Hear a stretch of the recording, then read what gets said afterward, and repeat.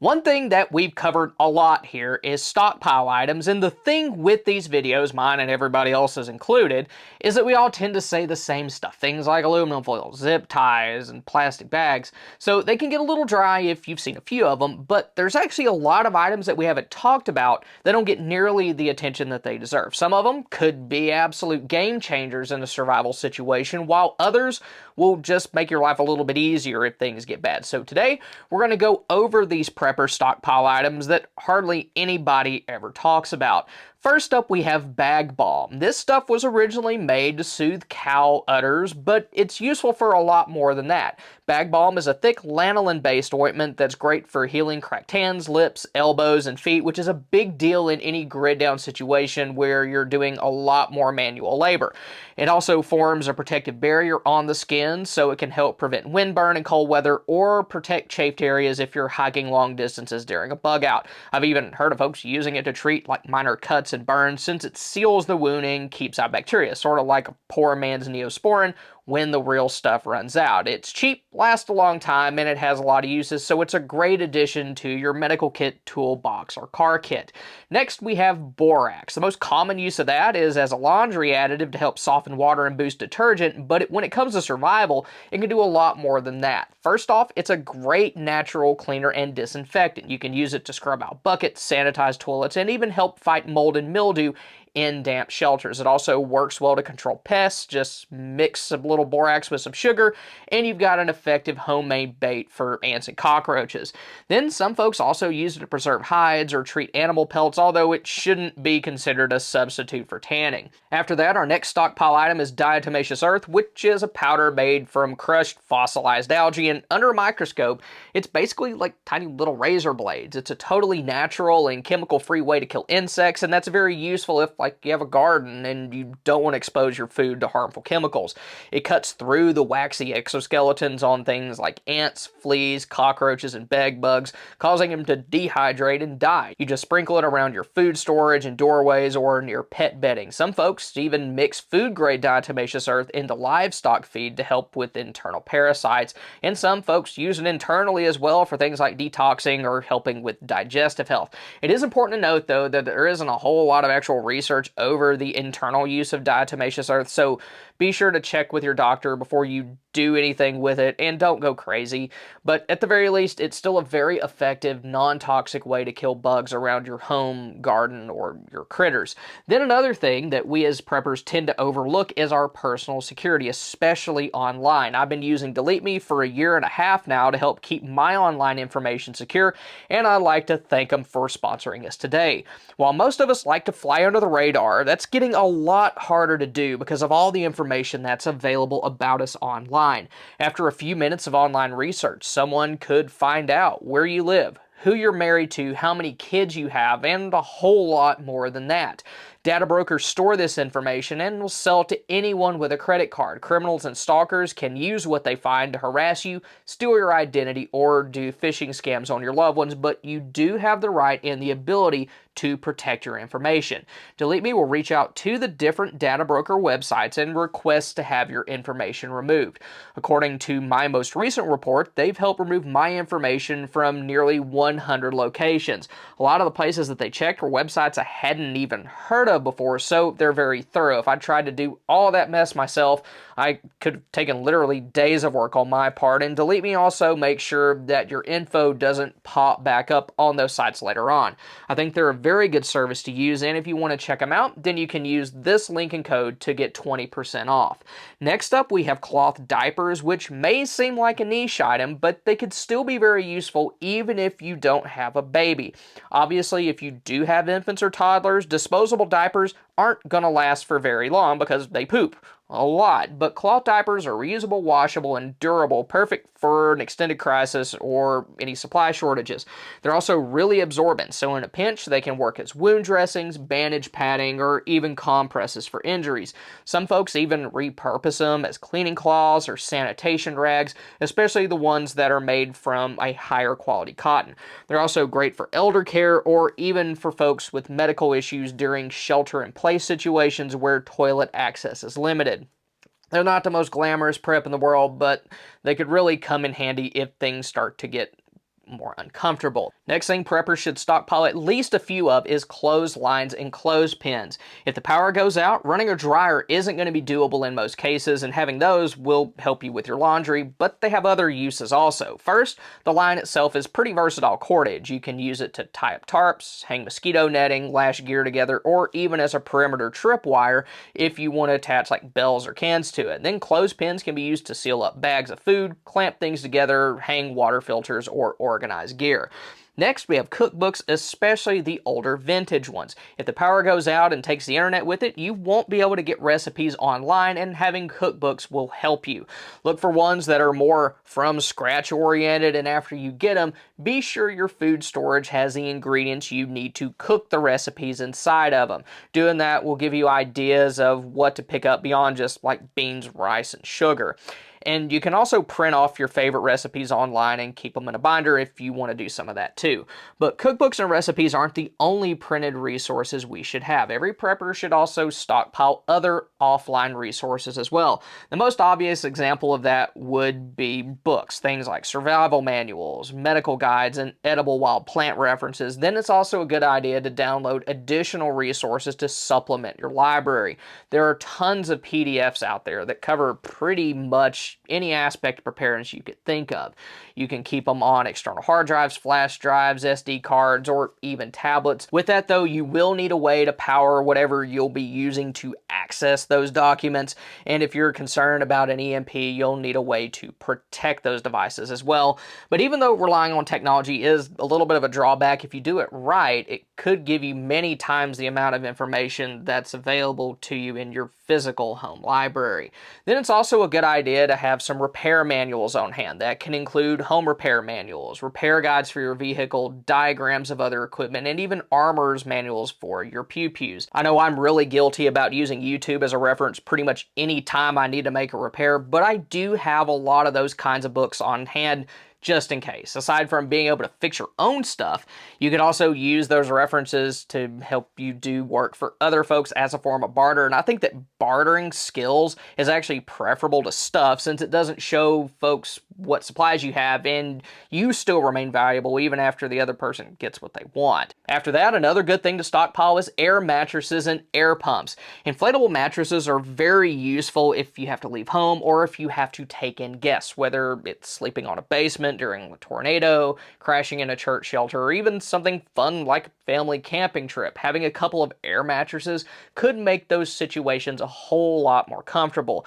They keep you off of like cold concrete or wet surfaces, which means that you'll sleep better, stay warmer, and also reduce the risk of hypothermia or skin infections. For pumps, I like having both manual and electric versions. Electric pumps are easy to run from pretty much any solar generator, and having at least one manual pump will keep you covered if either your electric pump or power source stop working.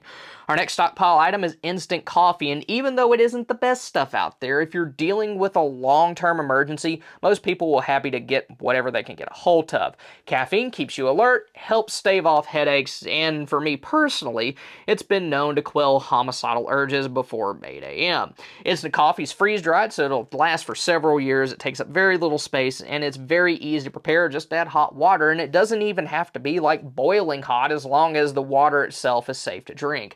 And if bartering is part of your preparedness plan, individual packets of instant coffee or little jars of it are fantastic trade items. In a world where people are stressed, tired, and cold, coffee's probably gonna be one of the most valuable things out there. Then after that, we have PVC pipe, and this is one of the most underappreciated items in the prepper world. Depending on the size and fittings that you have, you can use it to build a greenhouse, animal feeders, and archery bows. Then you can also use it to create gear caches, which would probably work just as well as something like this burial tube would.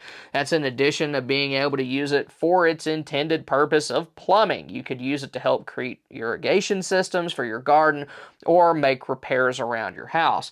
And aside from PVC pipe, it's also a good idea to stockpile some other plumbing repair supplies as well, because if a pipe bursts during a winter storm or a major freeze, that's not just inconvenient. It can be a home-wrecking, morale-destroying nightmare. Things like pipe clamps, plumber's epoxy, rubber gaskets, and pipe tape can help stop a leak fast and avoid major damage. I've had to use pipe clamps like this one in my attic a couple of times. They're a lot faster than waiting on a plumber, especially if you're in a situation where everybody's snowed in or nobody's going to work for some other reason.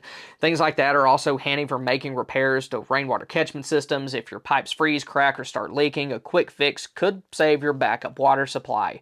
Then your roof's another thing that you may need to make repairs to in an emergency. I've talked a lot about having tarps on hand in my previous videos, but one thing I haven't talked about much is roof sealant. Products like Blackjack or Flex Seal can be applied quickly, even if it's like damp or messy conditions, and give you a temporary but reliable barrier against water. You can also use them to help seal up windows, sheds, or even patch up a leaky RV. They're not permanent solutions, but they might give you more time to make more suitable repairs later on.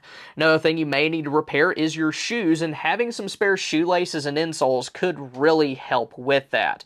If you've been a prepper for a while, then you probably already have a decent amount of paracord on hand, and that's a very good substitute for traditional shoelaces. However, insoles are a little harder to find substitutes for, and having them can give you more mileage out of a pair of shoes that are starting to wear down. Several years ago, I had a pair of shoes that were on their last leg, and I was on a work trip in San Antonio. So I went to the mall next to the Riverwalk since it was right there, and all the shoes were just crazy expensive because it's the mall next to the Riverwalk. The guy working there gave me some shoes to try on that weren't very comfortable, and when I told him that, he slipped a pair of insoles down, and I'm thinking that I would buy both. Little did he know I'm a terrible cheapskate. I said, "Thank you, I'll take the insoles," paid for them, stuck them in my shoes I already had, got through the rest of the trip fairly comfortably, and bought shoes when I got back home where they weren't crazy expensive. Then, of course, other people might need insoles for conditions like back pain, and if that's you, definitely have a few pairs on hand. Then another good thing to stockpile is sewing supplies. Now, when most people talk about this, they mainly mention basics like hand sewing needles and rolls of thread, but you may want to go a little bit deeper than that. First, some materials like canvas are pretty thick, so you'll need a pretty beefy needle and a thimble to get through them. You probably also need other things like buttons and fabric patches as well. And if you want to take things a step further, then investing in a treadle sewing machine would allow you to do a lot of work a lot faster than you could by hand. Most of them are built pretty well, don't require electricity to use, and aren't very hard to find in antique stores, although you may need to pay quite a bit for a good one. But if you do have one, then you'll have a valuable tool that you could use for your family, along with a service that you may be able to barter with if you know what you're doing. Another thing every prepper should have at least one or two of is stock pots. If you've got a big heavy-duty pot in your kitchen, then you've got a pretty serious survival tool. First and foremost, it lets you boil a lot of water at one time. That's a big deal if you're trying to keep your family hydrated and your filters start to poop the bed, because that will happen over time. You can also use stock pots to cook bulk meals from shelf-stable ingredients like beans and rice. In long-term situations, being able to make one-pot meals for multiple folks saves fuel, and it also reduces cleanup, which helps save water. And if you ever need to sterilize medical gear or bandages, a rolling boil in a stock pot's a simple but pretty effective method. And then you can even use them as washing basins if needed. If you get one though, be sure to get a good quality one with a thick bottom, because that'll last you pretty much forever even if you have to use it daily. Next up, we have a few medical items that you may want to stockpile. The first one being Coban wrap, also known as self-adhering bandages. It's a very good option for first aid since it sticks to itself but not your skin or hair. It can be used to secure gauze over a wound, wrap sprains, stabilize splints, or even help cover up a blister. It's also super lightweight, water resistant, and easy to tear by hand, so you don't even have to have scissors or tape to use it. Then if you have animals, you can use it on them as well. So if you got like pets or livestock and need to wrap an injury, Coban gives you a secure hold without adhesive that could irritate their skin or fur. It's not something you're going to use every day, but when you need it, it's definitely good to have around. After that's Dermabond, which is basically liquid stitches. It's what they used on my son a couple of months ago when he got a gash above his eye after he face planted onto some playground equipment at school. That was a fun call in the middle of the day, but I was really impressed with how well the stuff worked, especially since my kid was acting like he was undergoing an exorcism while they were trying to get the stuff in place. He was over there and that kind of mess. But it's really good for small cuts where you need more than a Band-Aid but don't want to mess around with sutures, because there's no way like my son would have let us do those. He just wouldn't. It'll give you a protective seal to help stop bleeding, keeps out bacteria, and speeds up healing. But it's not for everything. Like, you wouldn't want to glue a deep puncture wound together or anything that is infected, but for clean cuts in a clean environment, it's a quick, easy way to take care of that requires a lot less skill than sewing. But the only big issue with it isn't cheap and you may have to order it online. Then there's Steri Strips, which are thin medical-grade adhesive strips designed to hold the edges of a wound together, sort of like butterfly bandages, but a lot better. They're sterile, easy to use, and cause a lot less trauma to the skin than traditional sutures. Plus, they're great for anybody who's squeamish about needles or who doesn't have the gear or training for real suturing. You can use them on facial cuts, wounds on your hands, or anywhere that flexes or moves a lot, and you can even combine them with gauze and Coban wrap for a full dressing. They're also great to keep in your first aid kit since they're lightweight, flat, and pack really well. You might not need them every time, but when someone takes a fall and splits something open, they could help save them a trip to the ER or give you more time to get there. Then the last of the medical items we'll talk about today is alcohol swabs. Those are very good to stockpile since they can help disinfect small cuts and scrapes and also clean injection sites, but they can also serve another role that most folks overlook, and that's fire starting. Since they have alcohol on them, they're flammable, so they can be ignited using a lighter or catch a spark from a ferro rod. Prep pads are lightweight, sterile, cheap, and don't take up hardly any space. You can fit dozens in a Ziploc bag and throw them into any kit that you have. They also work well for cleaning knives, tools, and medical gear and electronics, especially when water's scarce, so they're a pretty good multi-purpose item. Next stockpile item we'll talk about is cling wrap, also known as saran wrap. Most of us probably already have some of this mess in our kitchen drawer, but it can be used for survival purposes as well. Like, you can use it to line plates or bowls to reduce the amount of water that you'll need to use to clean them up afterwards. Then it can also be used for first aid. Like, I wouldn't recommend using it for holding bandages in place just normally, since it's not going to let the wound breathe, but one thing it would be useful for is helping to seal chest wounds. It would help prevent air, dust, and other contaminants from entering the chest if someone suffered some sort of big catastrophic injury. You can also use cling wrap to waterproof gear or insulate small electronics. Another thing that preppers may want to stockpile is AntiMold Spray. There are a lot of things that could cause water damage during a disaster, and mold will always be a problem after that happens. Having some spray on hand can help prevent mold growth from getting out of hand, which will make your house a lot safer and pleasant to stay in afterward. Now, this next one's an item that we've talked about before, but it's so useful it's worth talking about again, and that's a Silcock key. These let you open outdoor water spigots on commercial buildings, places like gas stations, schools, malls, or office parks. And most of those don't have a handle that you turn, but they got a square fitting, and that's what a Silcock key is made for. In a disaster, especially one in an urban environment, being able to access water that others won't will give you a huge advantage. They don't cost a whole lot of money, and they're small enough to keep in your EDC bag or glove box, so really every kit should have one. After that's a couple of items that we all hope we never have to use, and that's a Lice comb and Lice shampoo. In a disaster where you're sheltering with others, especially in close quarters, lice outbreaks can spread like wildfire, and if you're in that situation without treatment, then you're going to be in for a rough time. A lice comb and small bottle of lice shampoo can stop the problem early, and even if the shampoo runs out, your comb can still remove nits and reduce spread until you can treat everything properly. You can use home remedies, but things like lice are a lot easier to deal with if you have the right tools, and being able to take care of the infestations of them can help prevent secondary infections and maintain basic hygiene in long-term situations, which is always a good thing. Then finally we have whistles. If you're lost, injured, or trapped in a collapsed building, yelling won't get you very far and it wears you out pretty quick. A good loud whistle, especially a P-less survival model, can be heard from a long distance away, and it cuts through wind and background noise pretty well. 3 blasts is the universal distress signal, and if you've got one on your lanyard or your keychain, it's always ready to go. It's also great for kids, elderly family members, or anyone in your group who might get separated. They're nice since they don't need batteries and pretty much anybody can use them. Now, if you want to see the 10 most important kinds of items that every prepper should have, then go ahead and click here. Or if you want to see a list of foods that don't need to be cooked, then click here. Once again, I'd like to thank DeleteMe for sponsoring us today. Thank y'all for stopping by. Y'all have a good one.